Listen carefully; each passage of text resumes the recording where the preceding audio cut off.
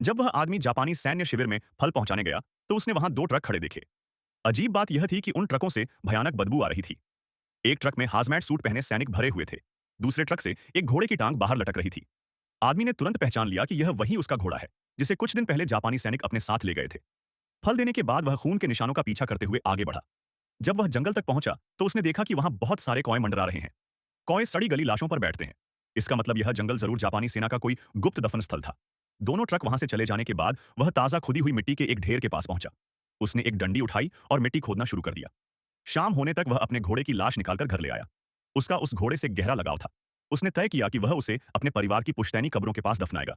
लेकिन उसे यह नहीं पता था कि कुछ युवक छिपकर उसे देख रहे थे। जैसे ही वह वहां से गया, वे बाहर आ गए। उन्हें लगा कि आदमी ने जापानियों का कोई कीमती सामान छिपाकर दफनाया है, इसलिए उन्होंने उसे खोदने का फैसला किया।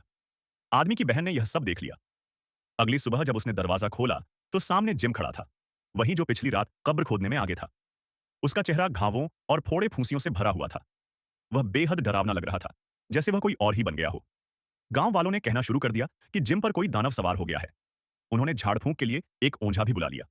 लेकिन काफी समय बीतने के बाद भी जिम की हालत में कोई सुधार नहीं हुआ। तब बहन ने माइक को अलग ले जाकर पिछली रात की सच्चाई बताई। असल में माइक के जाने के बाद बाकी युवकों ने घोड़े की लाश निकालकर पास ही उसे भून कर खा लिया था। जिम पर कोई दानव सवार नहीं था।